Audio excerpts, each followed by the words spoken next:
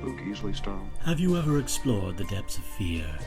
Have you ever wondered what depravity dwells within the imagination of a storyteller that prompts them to exhume horrors untold and expose those horrors to unsuspecting audiences?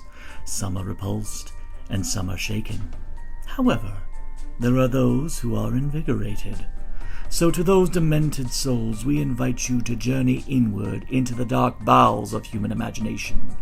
Press play, and you will discover what's in the podcast. Silly tales about ghouls chased away by garlic and vampires shrinking from crosses. Stop it. Blood. Beautiful red. Stop it! I've seen many a night fall away into an even more endless night. Nights like last night. Who do you think I am? A kind of ghoul? A vampire? Oh, no, my dear. Faster.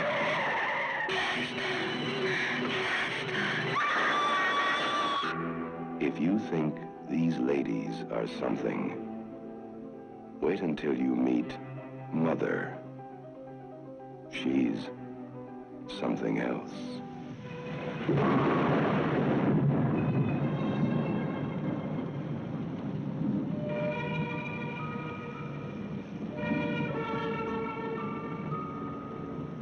And welcome back to another edition of What's in the Podcast. And for today, we are returning back to our Pride Month coverage of the vampire lesbian movement. And for today, previously we tackled The Hunger, but this, admittedly, I want an excuse to tackle the film which, to me, even outside the exploitation elements of the vampire lesbian subgenre of horror, I just freaking love this movie, and I've always wanted an excuse to talk about it. We are talking about Harry Kumel's Daughters of Darkness that came out in 1971, starring Delphine Seyrig, Danielle Ouimet, John Carlin, and Andrea Rao.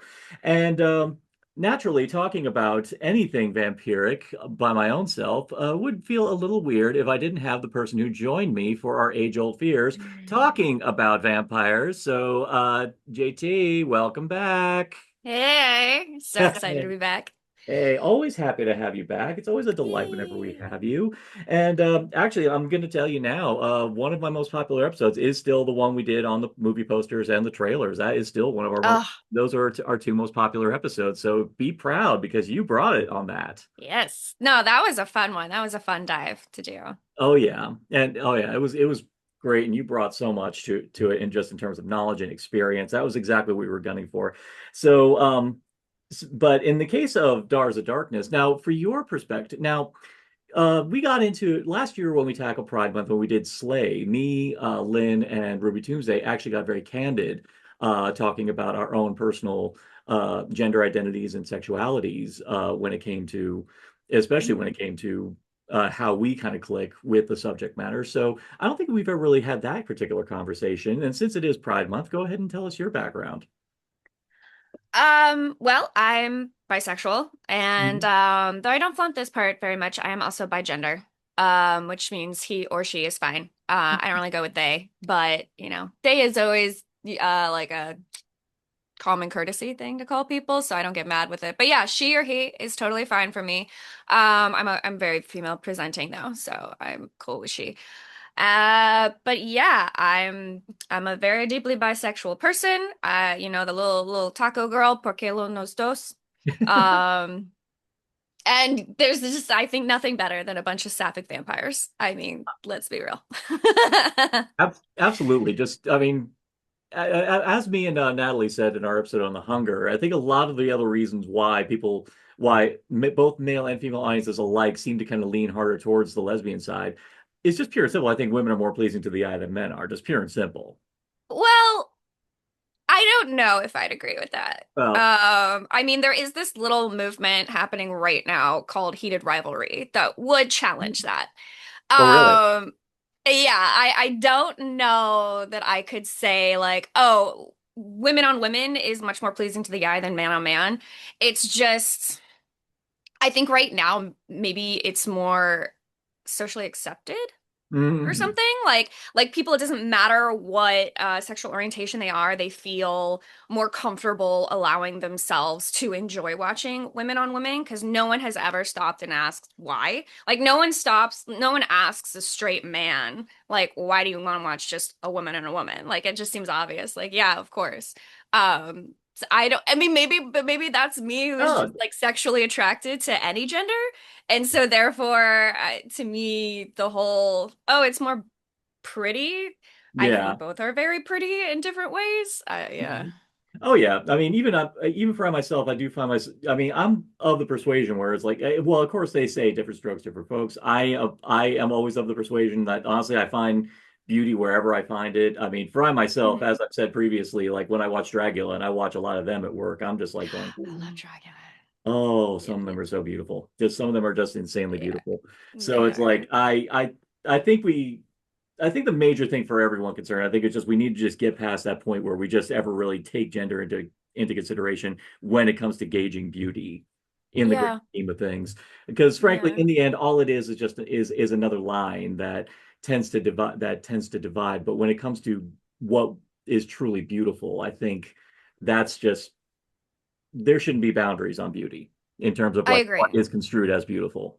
I I mean, absolutely agree. yeah. So, but I definitely know that in the 70s, during the prominence of the lesbian vampire movement, and Queer for Fear humorously pointed this out, it was like, unfortunately, that was a subgenre of horror that was dominantly made by cishet men, specifically because they Oh wanted to yeah. see girl on girl. It's just by wonderful coincidence that fortunately the lesbian populace were like on bonus. Yeah, Yeah. bonus. We'll Oh take man, it. okay. You you were doing something to cater to yourself. You ended up making something to cater to us. But Daughters of Darkness, though, even though one could definitely say that this one, well, it's been widely considered to be one of the best of the subgenre. Would you say that this one kind of goes above and beyond the usual trappings of the subgenre? I do. Um, this is definitely a subgenre I love, and I think one of the things that I love so much about this movie is that it's not really presented that, oh, the lesbians are the bad guys, the lesbians are the evil. Hmm. Like Yeah. the idea that you're a vampire is like you're a perversion against nature, and so usually it's so easy to fall into the trappings of make those the lesbians, and they are just the evil people who are corrupting the men and the straight women, and because they're the perversion of evil. Whereas I feel like in Daughters, a perversion of nature. Whereas I feel like in Daughters of Darkness they really give the characters actual character, actual motivation that's beyond just their sexuality. And I mean, we're going to go into this movie, right? We don't have to worry about Oh no, oh spoilers. no, we're going full spoilers on this. We're There going are full some big spoilers on this. spoilers in this Yeah, movie. But yeah, yeah, I mean, it even ends with our heroine, our final girl, becomes the vampire. And carries on where Battery left off, and now she's seducing young couples, and that's the happy ending. And so it's not yeah. saying like, ooh, to be a lesbian means you're the bad guy. And I think that's why I like this movie so much. It just so happens that we're immortal, and therefore sexuality is so fluid. Like you're just attracted to whoever's beautiful and who's not. And Yeah, yeah. precisely. I would say if there's anything that is the true villain in this movie, I would say repression is Yes, easily the biggest villain of all in this movie. Definitely absolutely. with the male lead, Stefan, played by John Carlin. I mean, the major thing about him, and ultimately where it kind of leans to him being the bad guy, is the fact that unfortunately this is a person with so much repression and self-loathing that Hmm. he is unfortunately hurting other people because he can't come to terms with who he is as a person. So Yeah. yeah, and that was the thing I found immensely well. Like when I like you first watched this with Joe Bob and not really knowing anything. I was just watching this as a completionist for Joe Bob's marathon. I just wanted to watch everything he showed. Hmm. This one sucker punched me like immediately. First off, it's a gorgeous movie. It's beautifully shot, beautifully made, Beautiful. has some incredible distinctive visuals that really stay with you in your brain. But above all, the script is witty, it's sophisticated, it's stylish, and all conveyed by great, amazing quartet of main actors, but at the top, and we have to just say this, Delphine Seyrig as Countess Bathory is hypnotic. I love her. I absolutely adore her. I don't know if I want to be seduced by her or I want to be her, which honestly, our heroine got to be both. Yeah, Like, good for yeah, she her. did. Yeah, yeah. It is possible having cake and eat it too. You can be pursued, but you can become. It's like yeah, it's kind of best of all worlds here.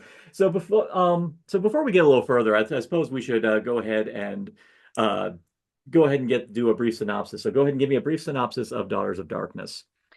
Ooh, okay. You know what? Actually, I think the best way I would love to read my, excuse my phone here, but Okay. I'm gonna read my letterbox review that I just posted when I rewatched it last I night. just saw that you posted it. Yeah. It says, "Oh, to be a vampiric sapphic dom, drenched in feathers and fur, staying in a foreign seaside resort, bewitching everyone under your spell."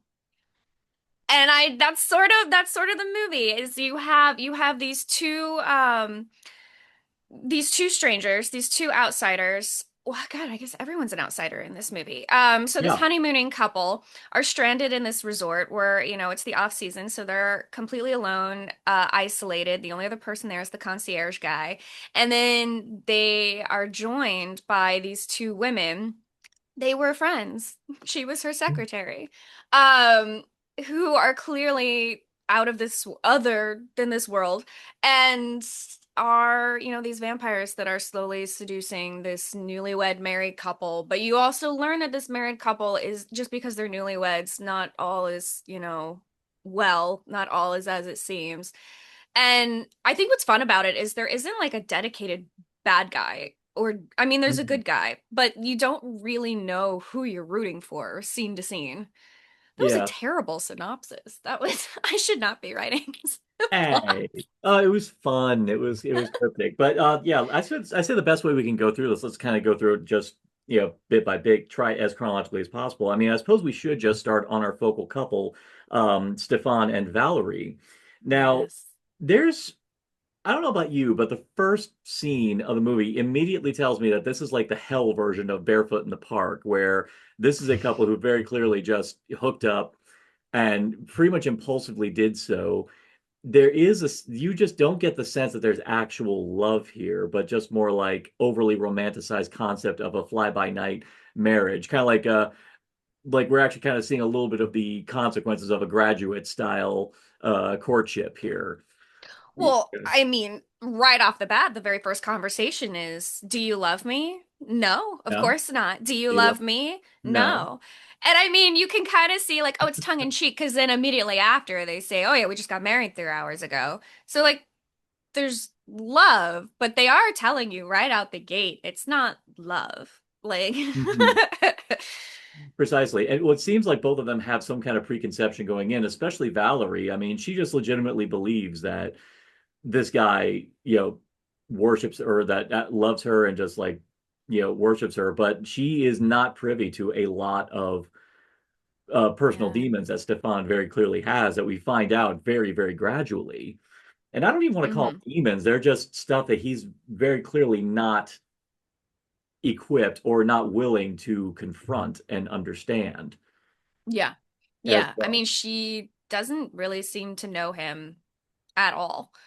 I Yeah. mean, hasn't he talks about his mother, but you know, hasn't Hmm. met his mother or anything. And it's the first night there, she's annoyed that he won't call his mother. And it's like, you didn't know this about him. You didn't know that he even wants to keep this a secret. Like she's learning about him the way the audience is learning about him, except she just got married to him. So Yeah. yeah, I she does come off as very naive and very innocent and just looking for a place to belong, I think. Absolutely. I mean, and in that case, when someone goes into a marriage, a lot of times they do so with the hope that they can have a family for themselves. I mean, Hmm. funny enough, I can relate to that because, I've been on the outs with my family for so long that I mean, I was still talking to them when I hooked up with Lynn and when we were going to get married. Um, But as time really went on, I ended up gravitating a heck of a lot more to Lynn's family because I felt I was more accepted as myself with Hmm. Lynn's family versus my neo-fascist Republican family, who some to which I know for a fact are hiding a part of themselves in order to get in on mom's inheritance. So it's like Oof. yeah, oh, it's balls out. That's exactly what it is. They Yeah. deny it, but that's exactly what it is. But I can kind of see where Valerie's coming from, the notion of wanting in the hopes that marrying into another family will give her something resembling a family. But it's clear that Stefan does not believe that she is going to handle the revelation when she finds out the truth of Stefan's father. So, do you want to reveal to everyone the truth about Stefan's mother? Is that his father? Yeah, Like, I believe just to be so, but perfectly honest, rewatch that scene, and I'm not entirely sure that that's apparent. it could be. I firmly believe that it is. Well, I wouldn't be surprised if she prefers to be called mother, but probably is like by legal terms, probably his father, but because of life choices, obviously prefers to be called mother.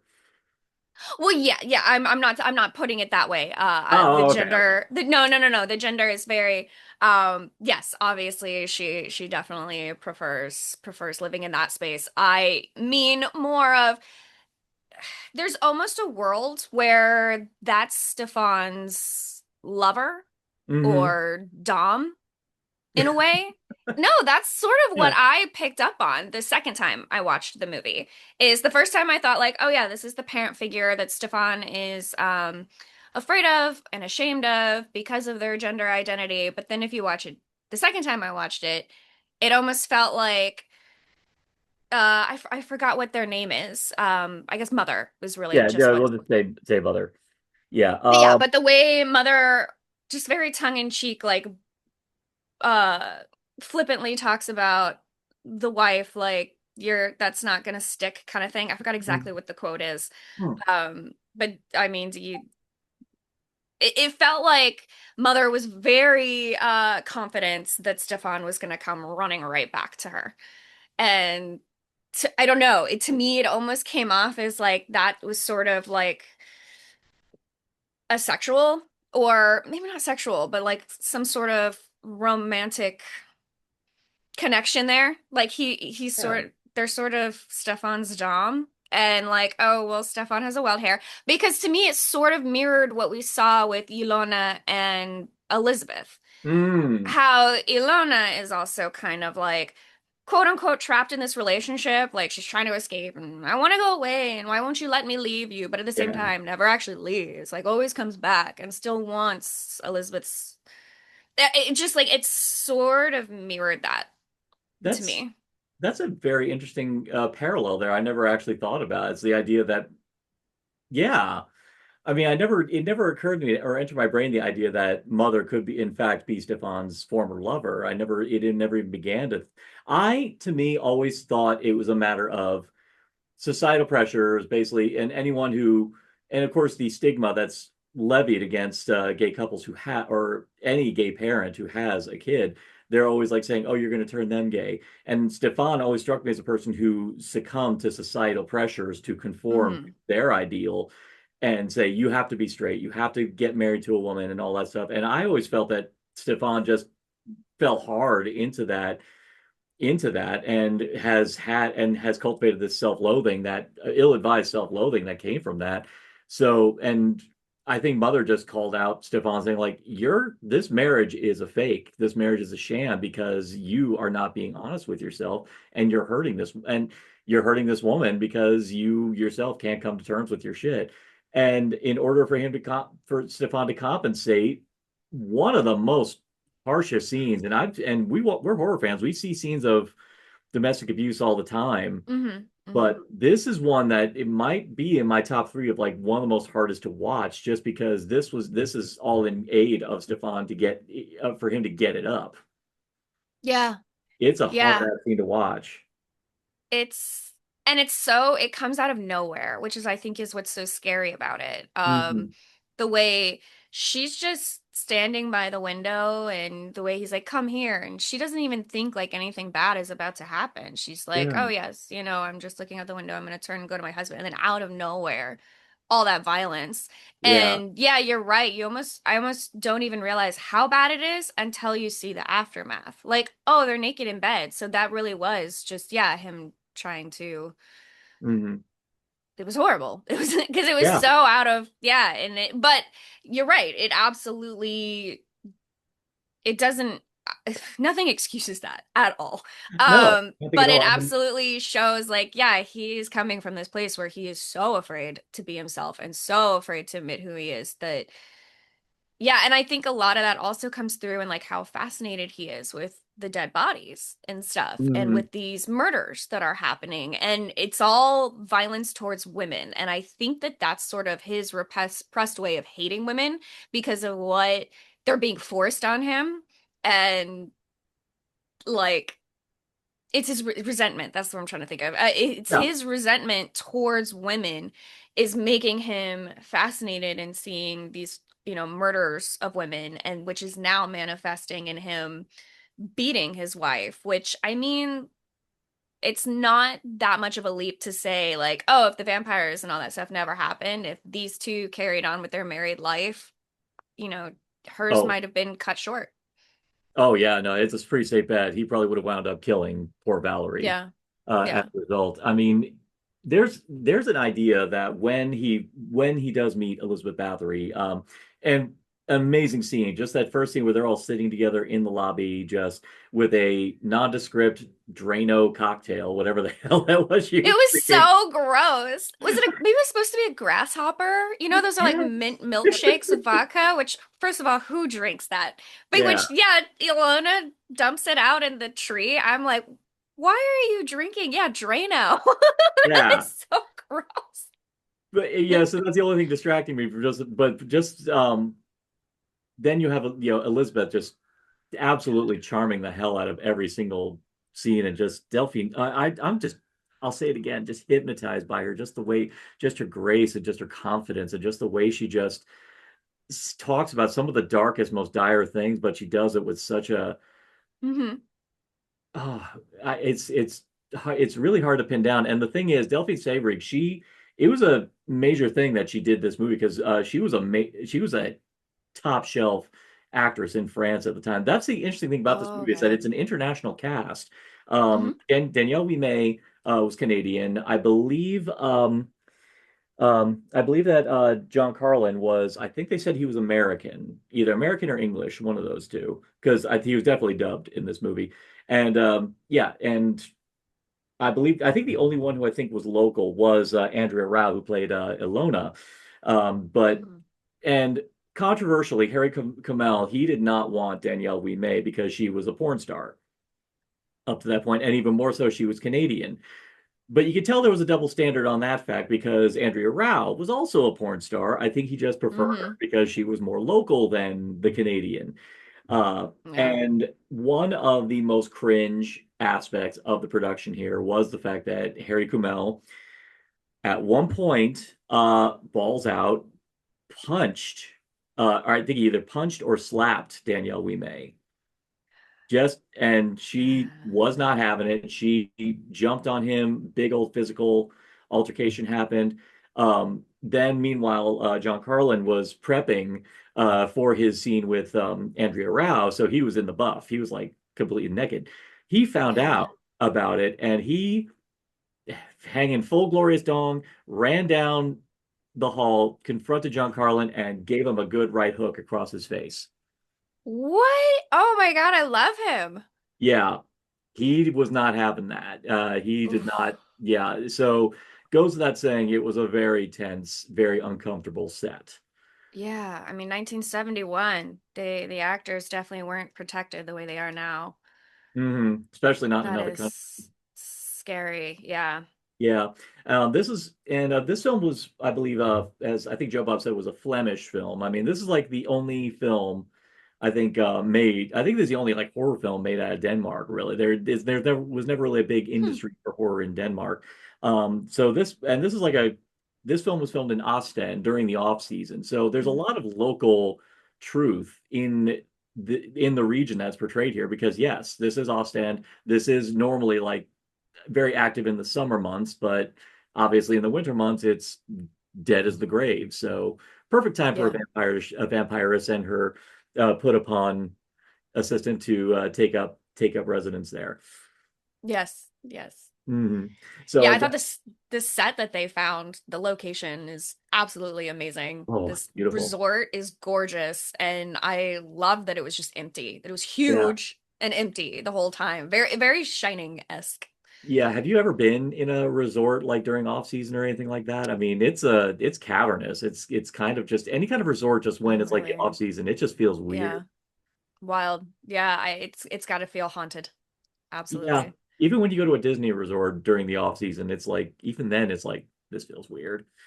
Do they Or even have off seasons anymore? yeah. Or well, nowadays, thanks a lot, Trump, for making everything expensive. Um, Yeah. yeah, but or actually no, you and I can agree with this. When we miraculously wake up at 6 a.m. on Dragon Con and walk through the Marriott. Yes. Yeah. Yes. That sounds wild. Or even worse is like was it the Tuesday morning after the con wraps up?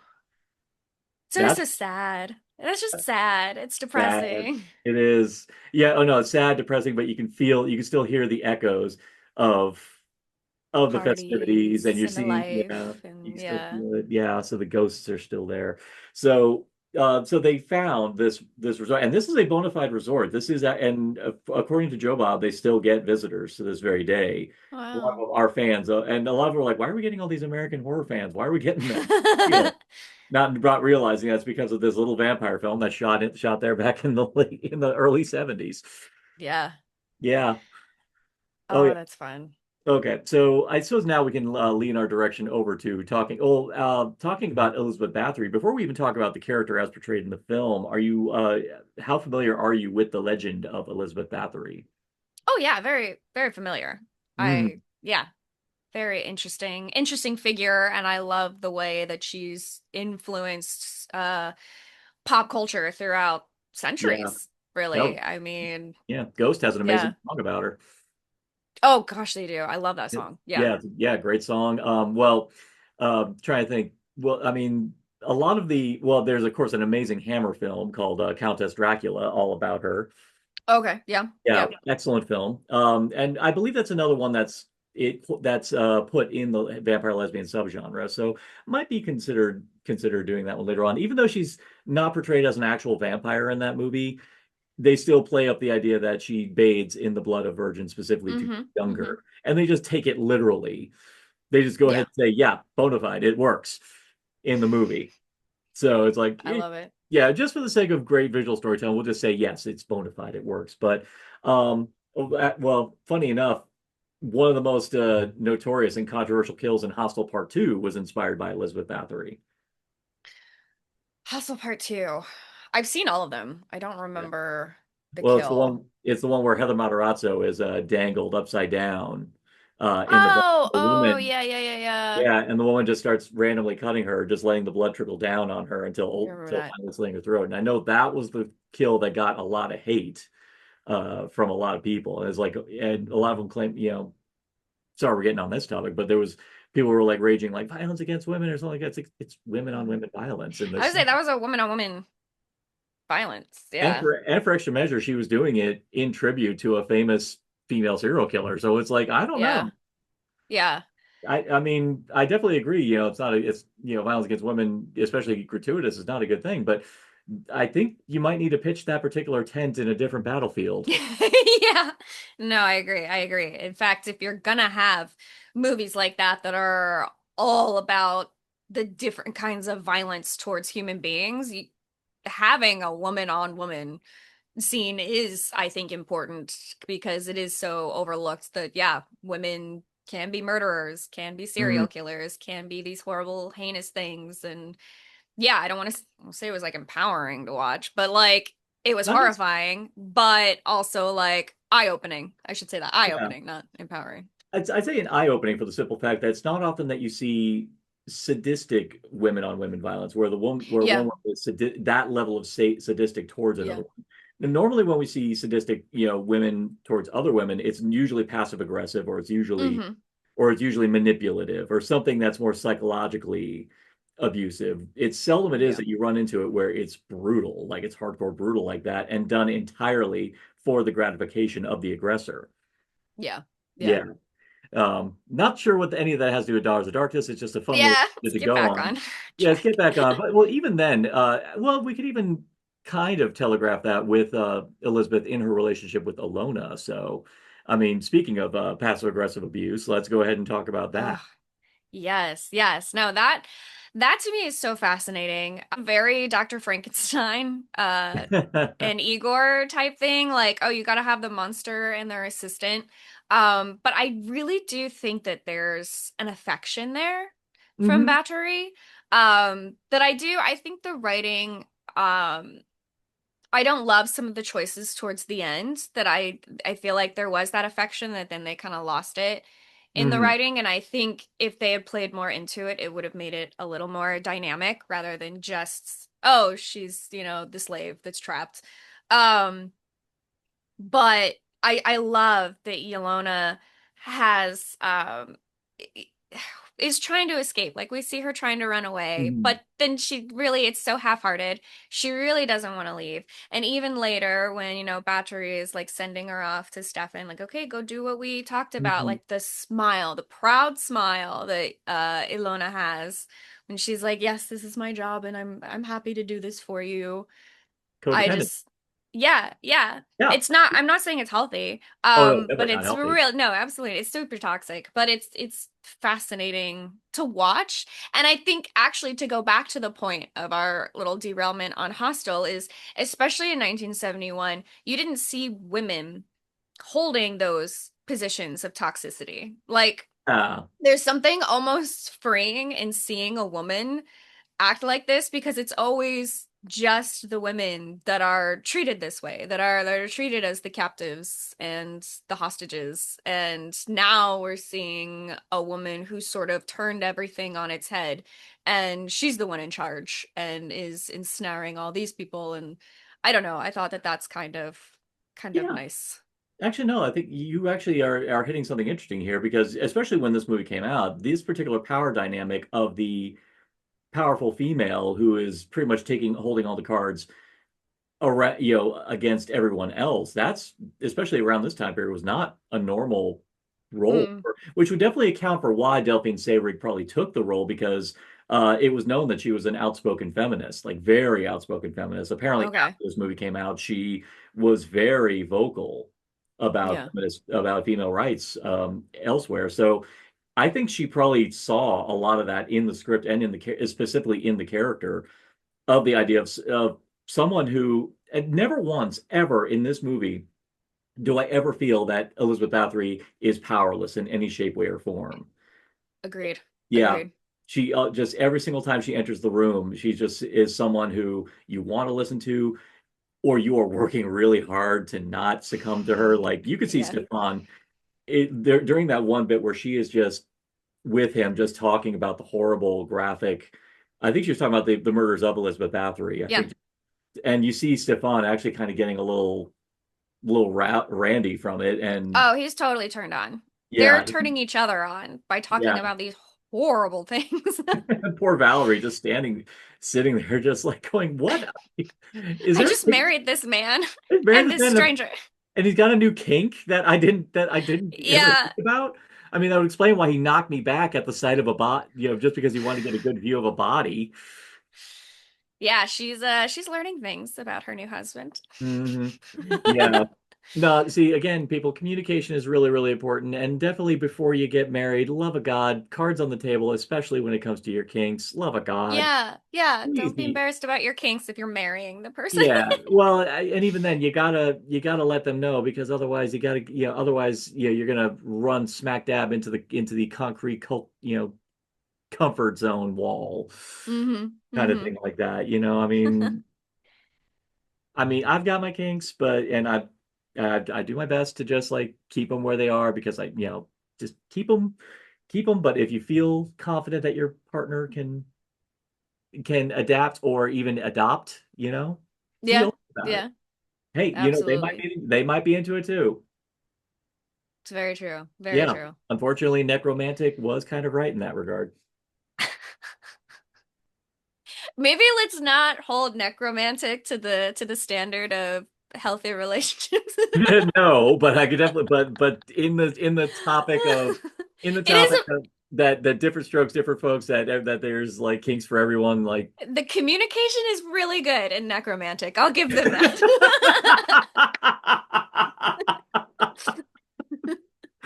Oh dear. Oh dear. No, I'll never look at pastoral piano music the same way again. That's not the music. Kind of like Cannibal Holocaust. That is not the music I ever expect to hear. Like when you watch a movie like that, like with Cannibal Holocaust, that na na na. Yeah, Yeah. it's like, oh my God, what this movie's playing with me. Yeah, That was the one when Saltburn came out and everyone was so scandalized. And I like, it's the most shocking movie ever. And I watched it and I'm like, you guys have never seen Necromantic and it shows. yeah. Yeah, meanwhile, here I am watching stuff like, I mean, I'd say like probably the most kinkiest movie I've seen recently. I'd say probably Bone Lake was pretty damn kinky. Oh yeah. Yeah, Yeah, yeah, Bone Lake yeah. was pretty, yeah, that was a pretty accurate title in more ways than one. Yeah, so, but yeah, and funny enough, the other thing I gotta say I love about Daughters of Darkness is that this is a film that is kinky, but yet it doesn't have to work that hard to be kinky, and it actually just does so Yeah.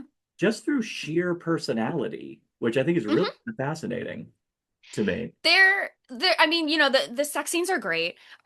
We've got, the nudity and everything, but I think that the sexiest scenes are just watching Elizabeth talk, just Yeah. watching the way she's seducing people, and they're fully clothed, but like she just oozes this uh Oh, sexual, what am I trying to think of? Not sexual magnetism, attraction, sexual magnetism, magnetism. yes.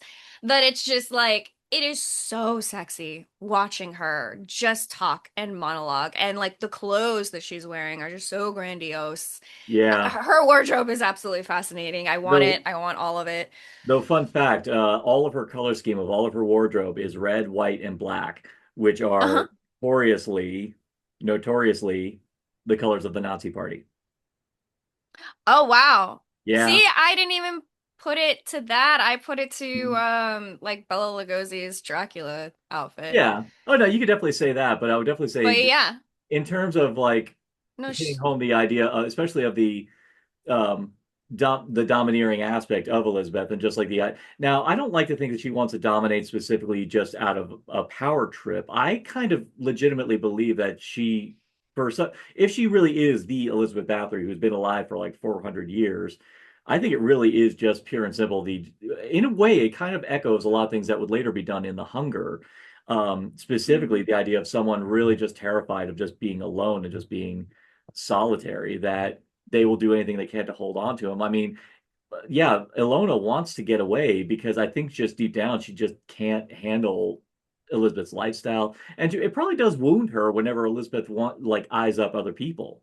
Hmm. It Oh, it probably does. definitely wounded her. I mean, the look on her face, even when Elizabeth said, "Oh, you're jealous," but didn't add anything, wasn't like, "You don't worry, you don't need to be," or whatever. Just goes, "Oh, interesting." And then you see Ilona turn and look back at the camera as she lays her head on Elizabeth's lap, and just that look, that total heartbreak in her eyes. Like she knows she's about to be totally replaced. And it's so sad because it's like I think, they go around looking for these beautiful young women to drink from so that they can stay young and beautiful, which I do like. They don't really go into the lore of it, Mhm. like is that what's going Yeah. on there, or are they just vampires that need blood? We don't really know, but it's so clear from the get-go, and especially to Ilona, that Valerie isn't just a victim that we're going to feed from. Like this is different, and this could absolutely mean the replacement of Ilona.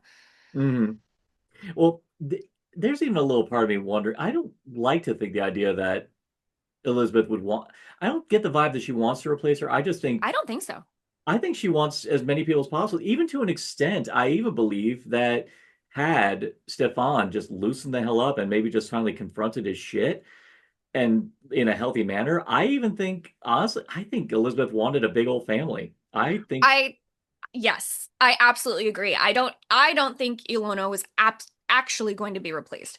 And this is where what I say, one of the things I don't like about the writing is I think it would have been much more fascinating to go into like as toxic and domineering as Elizabeth is. I really think that there is a real affection towards Ilona. And mm, like you said, it goes beyond affection. It's a need. I need these people in my life because, yeah. if she's immortal, she knows everything is so fleeting and she wants to collect her family.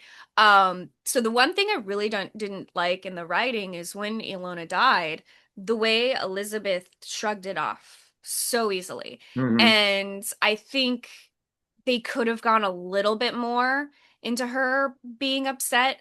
To be honest, the first time I saw it, the way she shrugged it off, and also the way Ilona died, it was Yeah. very like, would that kill a vampire? Like I kept expecting Ilona to pop up at the end. Like when Yeah. they were trying to hide Stefan's body and like put him in the car, I expected like, oh, Ilona's the one driving the car. I think she probably pulled the car up. Like I kept waiting for that reveal and it didn't happen. It was like, oh no, she really died and Elizabeth kind of just Yeah. I think, moved on quickly. And yeah, yeah, that's here's a good thing to get into. Actually, funny enough, something we never got into when we did our vampire episode, but this is the first time I ever heard of running water being another thing vampires are afraid of. so I absolutely was thinking about that last night during my rewatch. This movie is the only thing I've ever seen bring up the concept of a shower for a vampire. Because Yeah. first of all, like you said, you almost never see just the concept of running water being a vampire's weakness in Yeah. most things. I mean, you get to see it a little bit in like Nosferatu and stuff, the way they can't cross an ocean without bringing in their, sleeping in their grave They're dirt. often. But it's supposed to be any kind of running water. A vampire can't cross. They can't go across a river or whatever on a bridge. Mm. So I love the idea of like a shower is running water. And so Yeah. she is screaming in pain, being pulled into the shower.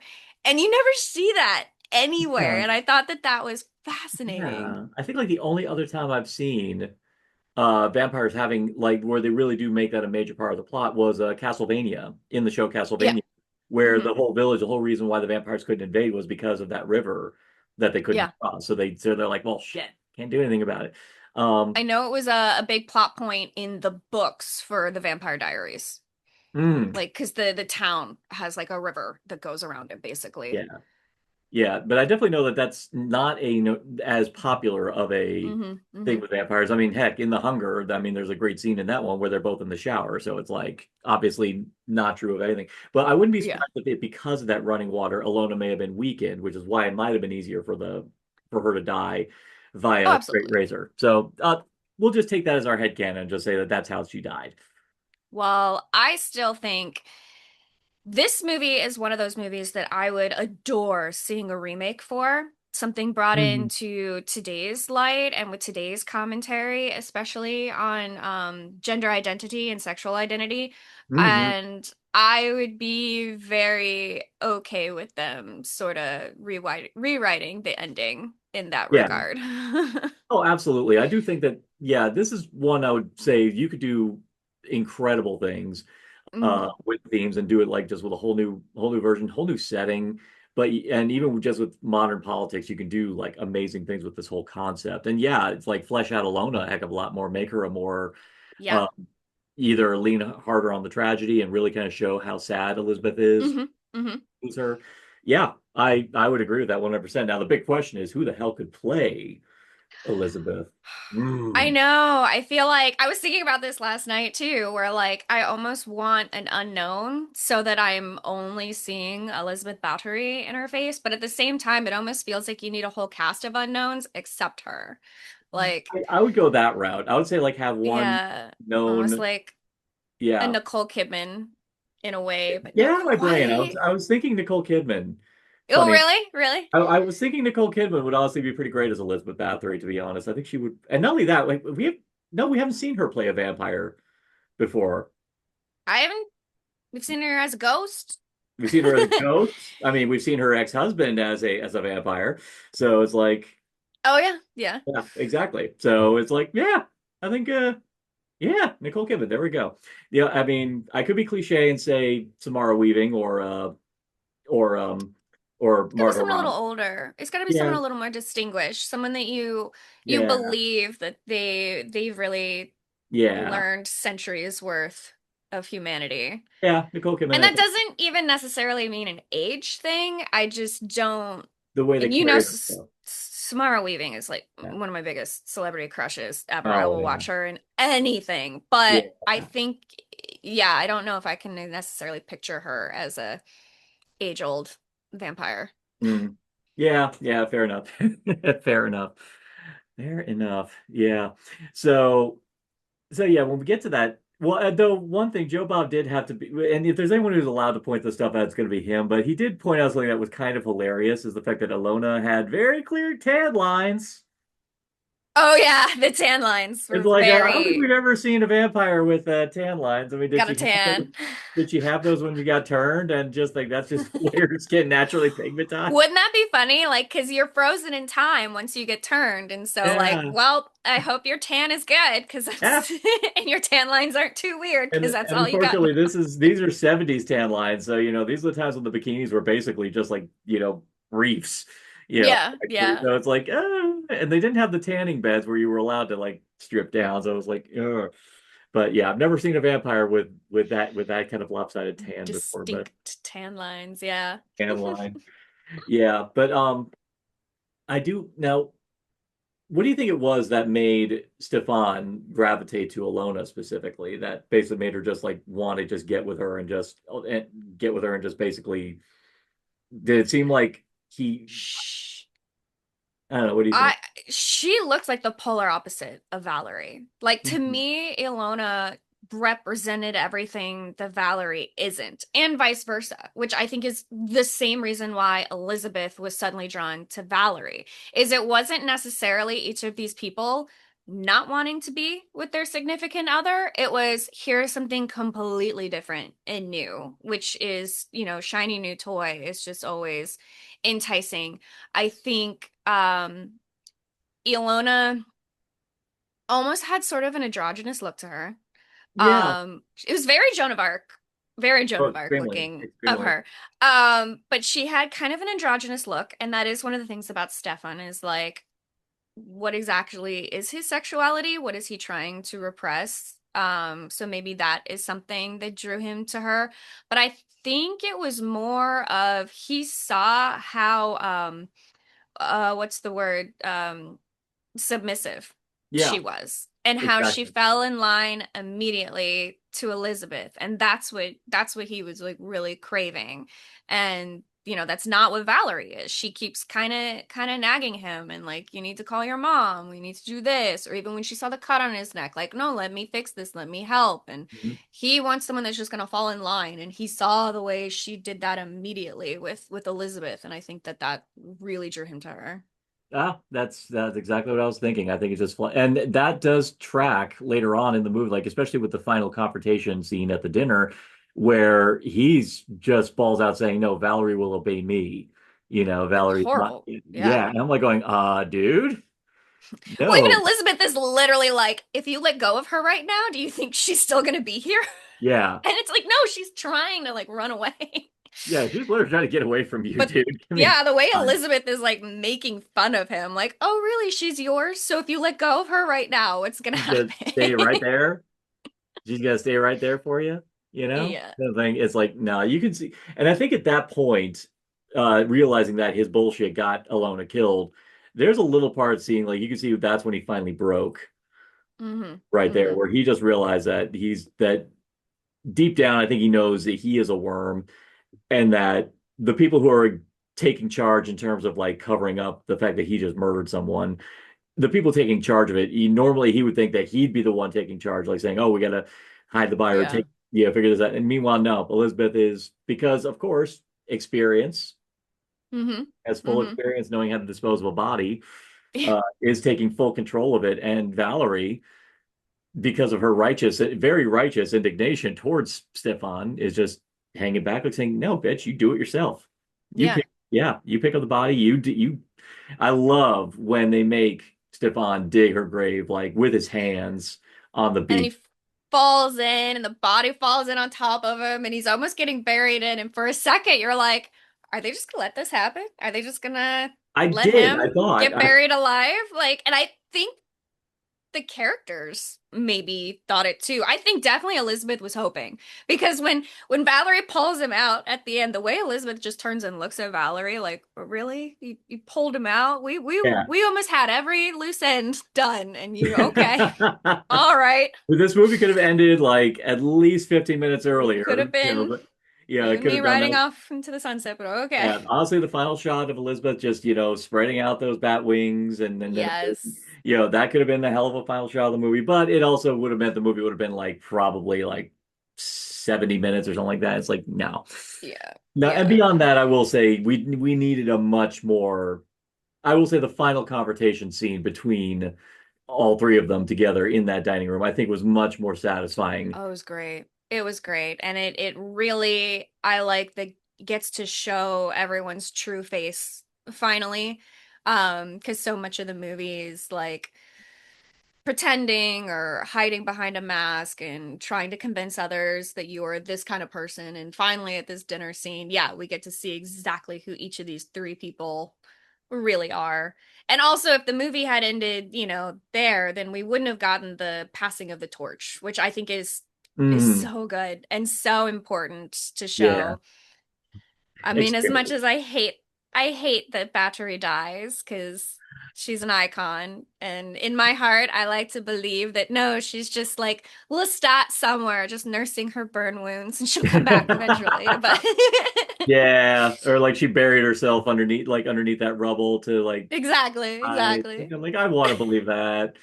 I want to believe, well, I mean, there was rumors about that Harry Kamel did try to get a sequel up and off the ground of this one, called he called it Mothers of Darkness, but I know for a fact he would never bring back. Well, at this point, probably would be foolhardy to bring back Danielle We May. But even then, if he had done the sequel a heck of a lot sooner, apparently, like in interviews and stuff that he did afterwards, he could not even call her by name after the incident that happened. He just couldn't. You could tell he might have been just profoundly humbled by the whole thing, where he can't even look at her Okay. properly because he knows he probably. I There's a little part of me thinking like he knows he crossed. In many ways, Harry Kamel was not too dissimilar from Stefan himself, whereas like Wow. crossed a point of no return and he Yeah. couldn't and he very clearly knows that there was no going back afterwards, where there was never going to be any kind words spoken. It's definitely not like, even though this is still the product of abuse anyway, but like Shelley Duvall, where after she watched The Shining and saw like the finished product and she saw like what was in aid of, she had, she looked upon Kubrick, like saying like this is what he was gunning for, and now I'm seeing I it. get it. Yeah, Yeah. you get it, but it's still like, no, this is still abuse, my dude. It's still abuse, Yeah. no matter what. And no director should ever get away with doing that shit. No, I mean if they were ever to remake it or anything, I would hope he has nothing to do with it. Yeah, Yeah. personally nowadays, I mean, in a way, it's kind of like why I liked when Luca Guadagnino did Suspiria. I mean, he was bringing a whole other perspective. In this case, he was bringing, yes, also again Italian perspective, but also a queer Italian perspective Mm-hmm. as Mm-hmm. well. And he brought in a whole layer of thematics that came from his particular lens. I don't know what's happening with, because I heard he was supposed to be remaking or redoing American Psycho. And I was like, he's the perfect, he would be a great choice because there's a whole queer side story going on in this one that kind of gets sidelined in the previous film, which Mm-hmm. is funny because Guinevere Turner, an outspoken lesbian activist, and a woman directed that movie, so you would have thought that they would have leaned harder into that subplot too, but Yeah.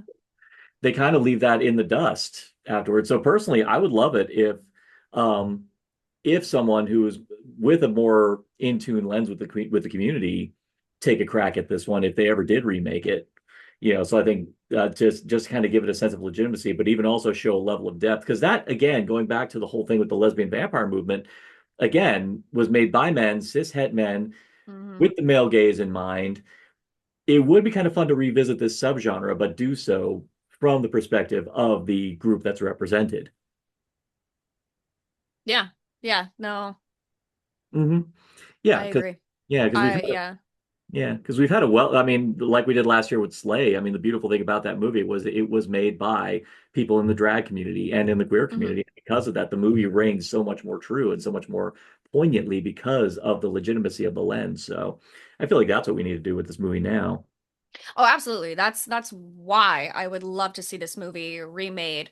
One of the things I think a lot of people complain about today with all the remakes is it's like they're remaking beloved films because they're thinking, oh, we already have the built-in audience. But it's like people don't want to see a movie that they already love get rehashed or, a sequel now that like kind of ruins whatever we saw. It's like remake the shitty movies or remake the really deep cut movies. Hmm. And I think more important, and this isn't a shitty movie, but it's like you said, I think this movie would just so much of today's perspective could lend to it. Yeah. And yeah, if we had a woman, especially a queer woman, at the helm of this, it would do, gosh, it would do so much for a movie like this. And like it's a dream of mine to see this film Oh remade. yeah. At the very least, honestly, right now I'm kind of going on a big thing right now of like adapting some horror films to the stage. I could even see this being done as a play, to be honest.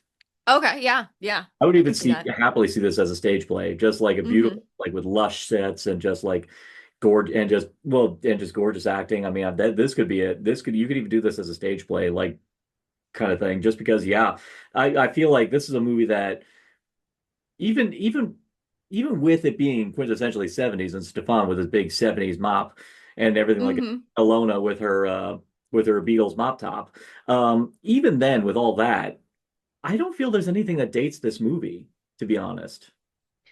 I mean, no, no, no, no. And it's funny because you say even with them, to be honest, each character sort of felt like a totally different time period, which is why I almost felt like even those things don't date this movie. Yeah, Ilona has like the Beatles do, but I also when I look at her, like I said, I think of Joan of Arc. Yeah. I think like she looks like almost, medieval times. Um, Elizabeth is clearly rocking the whole 20s look. Like Hmm. she just didn't want to evolve at all out of the 20s. She was like, "Yep, we peaked in fashion and this is where I live now." And yeah, he obviously Stefan is just straight up 70s Mark Hamill. So like he is very 70s, but Valerie's timeless. She has a look to her that it really could be almost any time period. I guess very 60s Oh yeah, very flower child, modern woman of but that time period. Yeah. yeah, there's sort of all of them are like a totally different time capsule in and of themselves, which to me, yeah, doesn't makes this movie feel timeless and feel like we are dealing with immortal beings here. Mhm.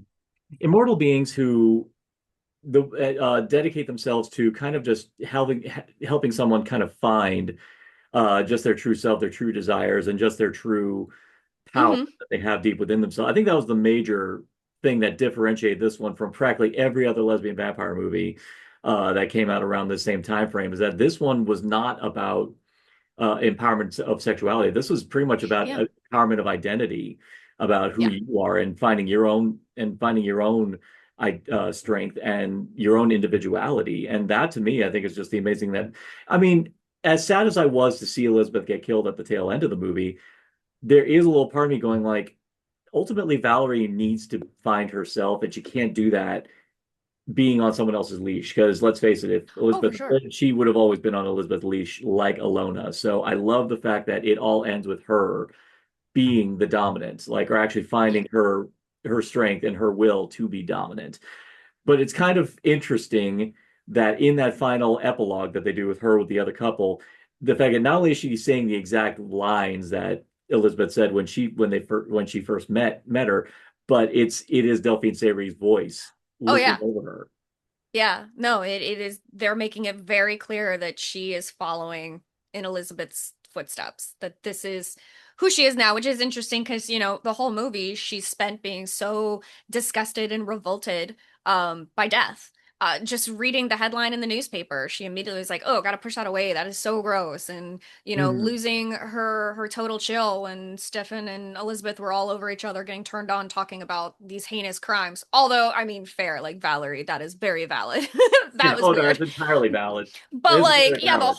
whole movie, she is she's squeamish and she's so disgusted by murder, but then we see at the end like sh it's totally turned on its head, and she's not gonna be suddenly the sweet version. She's not gonna be like, oh, I'm gonna learn how to be a vampire that's like good or whatever. She's like, nope, this is I have been unfettered and I am Yeah, unleashing myself on the world, and now I get to, take up space. And, it almost felt like a love letter to Elizabeth, to follow in her footsteps.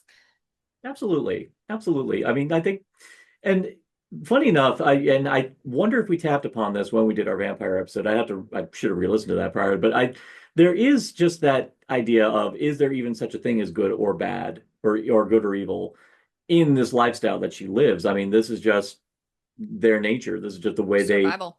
survival, flat out. And I think the major arc with Valerie is that this is someone who hung on to people and never really thought about the idea of living life on her own terms as herself, or even just like, Hmm. it seems like she probably latched on to Stefan because he was rich, charismatic, handsome, all the stuff that women are commonly told they need to latch on to, Hmm. not realizing that she had all that in her own self, that she had that inner strength in her own self, that she could pretty much stand on her own, and that Elizabeth showed that to her. Yes.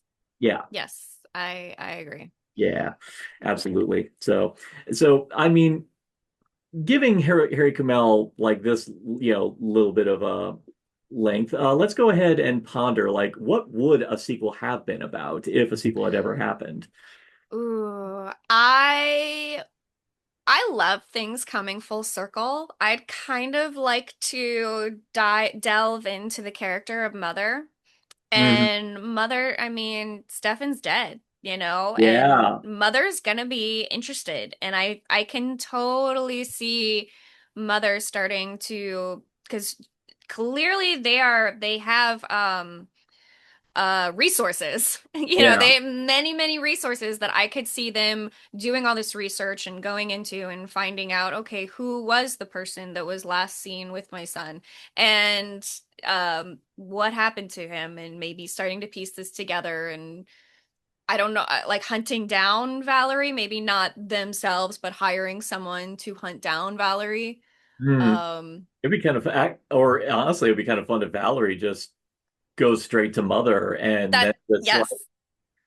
and then there would just be a whole other arc going on here. Just the idea of just understanding Stefan's flaws, and even just conveying that to Mother, and then Mother realizing, oh shit, I feel kind of responsible for this, or just kind of them coming to terms with who they are in relation to how badly they failed uh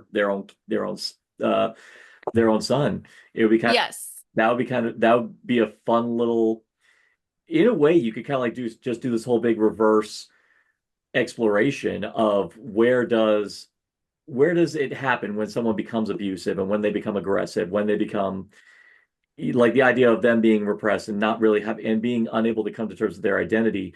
It would be kind of fun to do a sequel where they go backwards to explore where all that comes from. Hmm. That if Hmm. you could do that, where Valerie shows up at Mother's doorstep, Yeah. No, that would that be really interesting. that would be kind of, Um, and she'd come with the couple that she was with in tow. oh yeah, that would be fun. That would be kind That would be interesting is if we could see how Valerie is able to almost accomplish what Elizabeth was trying to do. And clearly, Elizabeth has been around for a very long time and still, as far as we know, only has Ilona and was yearning for a whole family. But if we actually see Elizabeth, I mean Valerie is already has two people with her and yeah. already seems to be, yeah, making this place for her in the world and making her own family, I think would be interesting. Yeah, optimistically, I think Valerie is going to do a heck of a lot better, just owing to the fact that she has seen the consequences of abuse Yeah.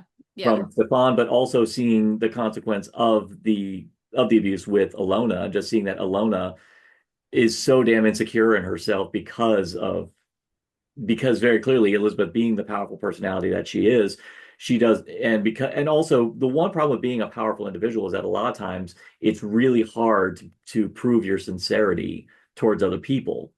Mm-hmm. Because Mm-hmm. you, especially when you're a person who legitimately feels that you are not worth a damn, when you're accompanied or when you spend your time accompanied by someone who is such a powerful presence, it is really hard for you to feel confident that this person legitimately gives a shit about you. Yeah. And Yeah. unfortunately, Elizabeth was never good at, is not good at properly communicating that. Oh, not at all. Yeah. Um, like I said, I still like to believe that she did actually care about Ilona, but yeah, I mean the moment that I talked about earlier when she points out like, "Oh, you're jealous," but she doesn't say anything to contradict that feeling or to put Ilona at ease. She just points this out and seems Yeah. almost amused by it. Yeah, and it's kind of and it's sad. I think it's that's the complacency that would tend to come from immortality. It's just the idea that Hmm. you're like they probably have had this dance so many times over the decades that Yeah. it's that classic thing that people in toxic relationships say like like saying, "Oh, you say you're going to leave, but you'll be back." They always come back, and they've probably You done know, it so many times. honestly, they felt to me like the precursor of Lestat and Louis. Obviously Yeah. there's a lot more layers going on with Lestat and Louis, and Lestat learns behavior and learns like, oh, I actually do love this person and want to fight for them. And so there's more going on there, so I'm not gonna sit here and say like, oh, they're completely toxic and stuff, but there's a lot of little things that I almost wonder if Anne Rice had seen Daughters of Darkness and picked up on that little dynamic. I'd like to think so. I'd love to Yeah. think that she may have seen that one. Um, oh, definitely. I'd like to think that she absolutely did Hmm. because I will say a lot of things. And I will say when I was reading the Vampire Lestat very recently, um, for some reason, Daughters of Darkness kept leaning into my head, Hmm. Hmm. which is funny because these are not the same type of vampires. Honestly, this has more in common with the Hunger in terms Oh of yeah. the fact that these are vampires that slit throats or something like that and drink that they don't have fangs Hmm. or anything like that. This is a case of just slit the throats and just drink the blood like that, or suffocate someone with a fruit bowl and just pure That pants. was such a choice. That It seemed was like the such a fruit choice. bowl. That's what we're And going. Okay. and in Final Destination fashion, the thing that's conveniently on both of his wrists. But I loved the Jesus pose Oh after. It yeah. did give us that beautiful pose of him out in there feeding on his wrists. But Oh yes, yeah. that was it was very like It um hits home it just every the time martyr they pick imagery. up the fruit bowl, I'm like, there's so many things in this room that you could have killed him with, and that's what you're like, this is what we need. You Like, know, just for it just sheer imagination, I'll take it. I mean, Lord knows I've always been paranoid. Whenever I see like fruit bowls like that, I do get paranoid about them breaking them little pieces, stuff like that. So it looked heavy. It did look very it heavy when looked she picked very it up. heavy. It looked very heavy. Honestly, I was thinking like at first, like with that thing, I thought the thing was gonna smash like over his face or something like that. I was like, That's that's not. what, yeah. Until like, no, they just, yeah, I don't know. It was just hilarious to me just how convenient it is that both sides just perfectly open his wrists. It was great. It was great. So, all right. I think I am confident to say I think we've really got deep into this one. So, I I think mean, so, yeah. yeah. Is there any final thoughts you have on this movie before we move forward? Not really. Just that, wow, I wish I had her whole wardrobe. Oh yeah. She's amazing. Oh yeah. I just wish I had her confidence. I mean, I will Oh, say from my perspective, Lord knows, if I were in their position and she sat with me and said and just wanted to the fact that she I like the fact that she just really was if I were in their position and someone approached me just really eager to just be friends and actually engage me in legitimate conversation, not just mm-hmm. oh how's the weather or oh hey wow I see you got luggage there.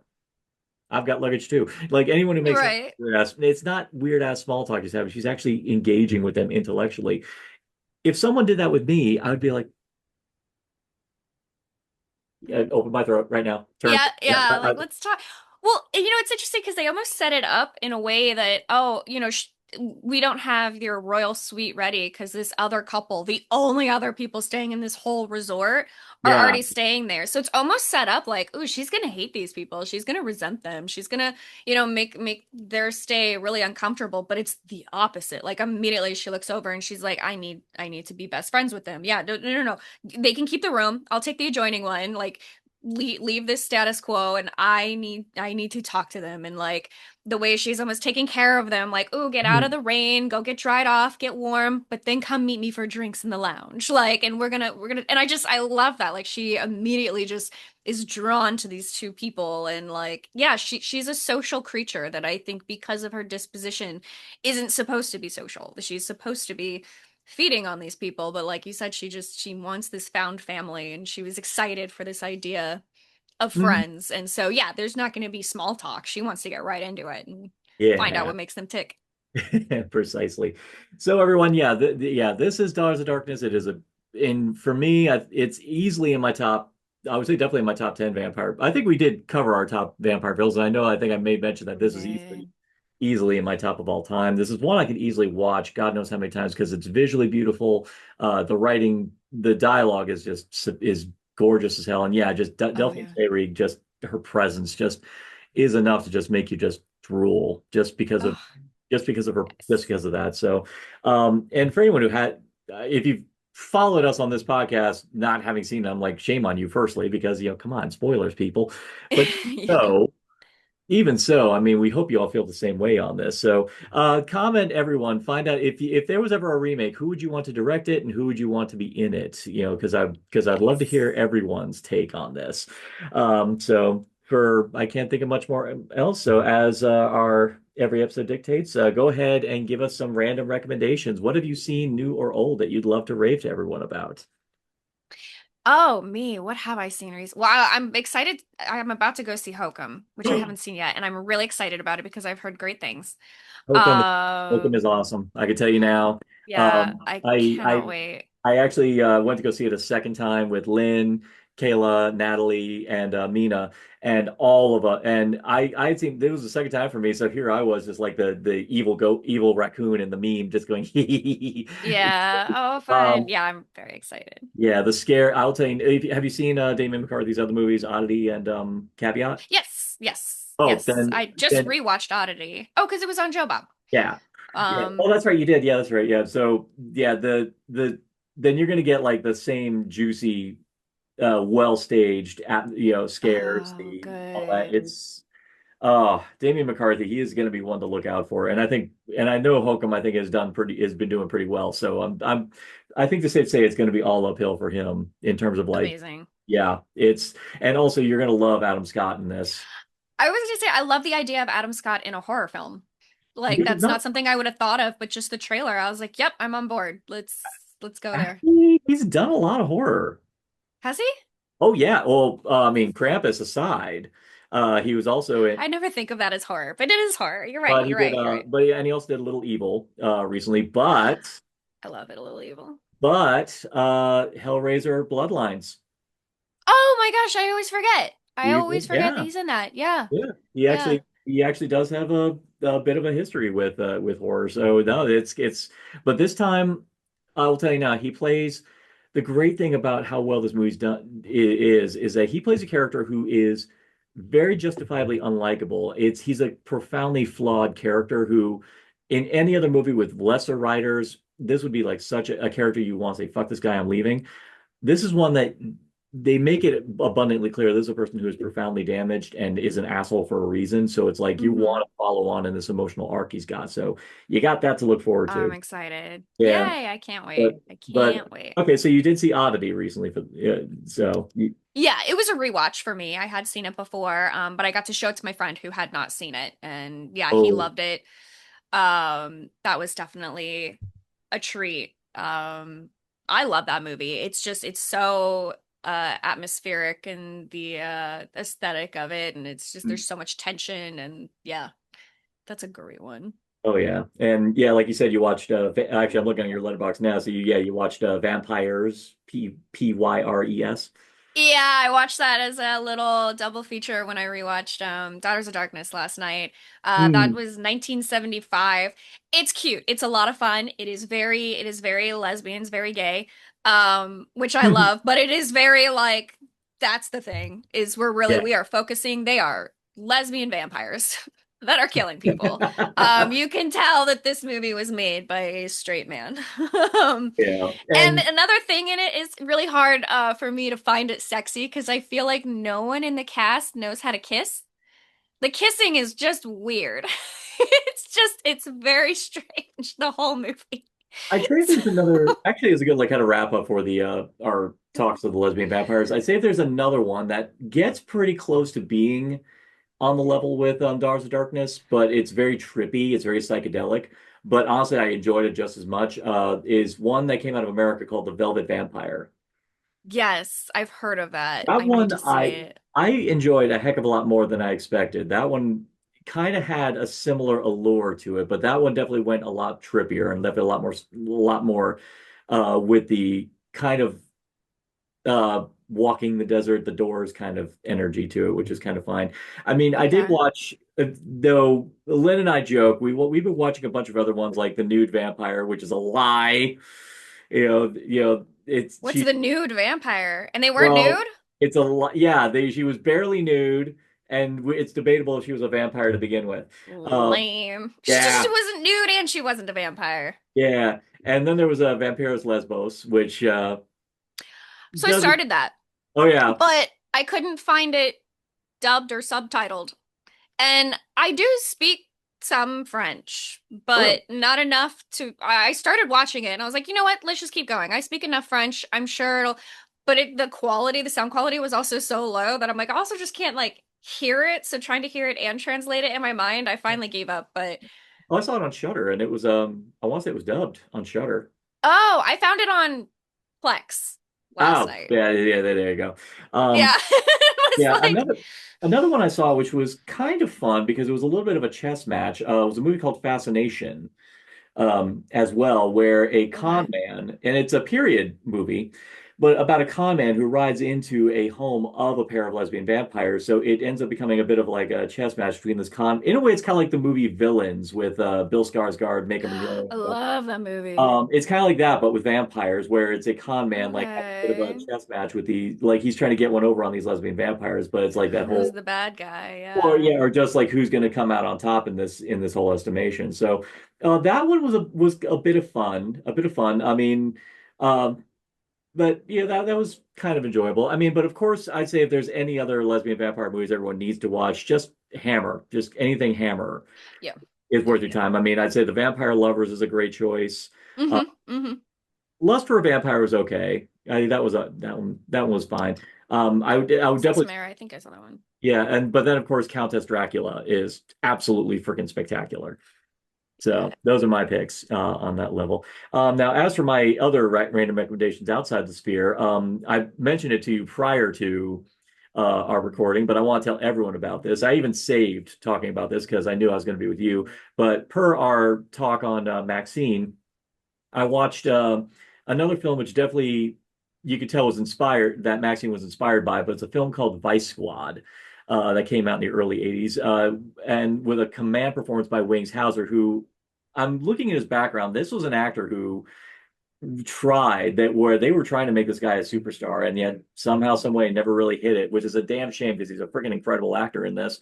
But the film tells a story of it, the whole movie is a slice of life, kind of like Dread almost, except on the Hollywood nightlife, where it's just like this is a day in the life kind of movie where a vice cop is chasing down this pimp who has a history of abusing prostitutes and killing them, and he ends up teaming up with it with this one hooker who her friend gets killed by Wings Hauser, and they team up to, and it turns into this big chase like throughout Mm-hmm. the night where they're trying to get one over on this guy, but he is just giving them a run for their money, and it's wild. It's great. Ooh, It's amazing. yeah, but and it's definitely in the same camp as a brilliant film like Angel. So I would love for you, given the fact that where you live and also just your your love of that particular type of subgenre, I'd love to hear your take on it. I would love it. And I love these especially older films that paint the sex workers as the heroes. Yes, this one As definitely the, does. yeah. Um, I'd have to rewatch it again, but I don't remember there being. I mean, unfortunately, there is. Like, I will say this one goes places, goes some insanely dark places, but it's Hmm. entirely by necessity because of the context of what's going Oh on yeah. with the villain. I will say, it's one of those ones that really goes there because it has to. It's just a fact. But it's just one that I was just constantly allured by because it's energetic, it's daring, and yeah, the great thing is it really does well, even more so beyond the sphere of the main killer, you really do see like the crazy shit a hooker has to deal Hmm. with other clients with weird ass kinks, or just nights where they're just not into it as much as other ones. So they get into everything, which I was really impressed by. So it's a cool ass. Interesting. It's a Okay, cool yeah, movie, I'll check it out. yeah, start to finish. Let's see. Aside from that, go back to one of my lists. Oh, I saw you watched. Okay, I never really got a chance to talk about it because I admittedly was not as enamored with it. But you watched Faces of Death, the new Faces of Death recently. Yeah, you didn't love it? Um, I I I liked it. love what they're doing. I love the idea of the movie, and I kind of was like, for a movie that is like a new take on one of the most notorious pseudo snuff films of all time, Hmm. I Hmm. was actually kind of dismayed that they didn't go as hard as you'd think they would have promised that something based on Faces of Death would. I was actually kind of surprised about that. That's valid. Definitely could have been a lot darker, a lot gorier. I think for me, I absolutely adore that actress. Barbie What's her Ferreira. name? Barbie Ferreira. Yes, Yeah. Barbie Ferreira. She's so much fun to watch, and I loved seeing her as a final girl. Hmm. Yeah, the cast was great. Yeah, Dacre Montgomery. I I would say Dacre oh Montgomery was spectacular. He was great in the movie. He now there's like moments of him in Stranger Things where his acting is off the chart, and I feel like no one no one pays any attention to him because his character is so sort of Repellent. one-dimensional and yeah, and like no one want but there were a couple of moments because I've rewatched Stranger Things I don't know how many times, and there's like this scene where he's possessed by the monster, and he's the monster as the monster is like telling Eleven how you can't hide from me, you can't run, whatever, and he's looking, but there's this like single tear, and you can see like no, no, wait, the dude's eyes are still him pleading for Yeah. her to see, help me, but the rest of him, like, the acting is insane, and I think that guy, like, I wish he would get credit and like do more things. I want to see him in more things because I think he could be a phenomenal actor, but he just kind of got sort of weirdly typecasted in this, uh, one-dimensional bully, high school bully role. But yeah, he was so creepy. And even in this movie, we got to see him kind of act different roles, the Yeah. way he was trying to like, deceive people. So yeah, it was fun watching him too. Yeah, Um, I feel like this would have had more oomph if it didn't saddle itself with the whole Faces of Death IP. I feel like if it focused on, because honestly, what it's doing on its own, especially with what it's tackling, I was really in love with. yeah. I especially love the the whole concept of the digital footprint that we all leave for ourselves when we do stupid shit Hmm. online. And I Hmm. do love how I did enjoy how that came back to haunt our main character during key points of the movie, which I Oh really yeah, done. it's something you don't really get to see shown in media that I think is absolutely an issue that should have a spotlight more on it, or be more, people should be more understanding of, is the trauma that comes with suddenly going viral for things that maybe you didn't want to go viral for. Yeah, And yeah, so that was very interesting seeing her deal with the aftermath of, she's yeah. still famous for this horrible thing. um yeah, like I said, I love her. I love that actress, and I thought it was a really fun role for her to Yeah. be in, and I'd really like to see her in more horror.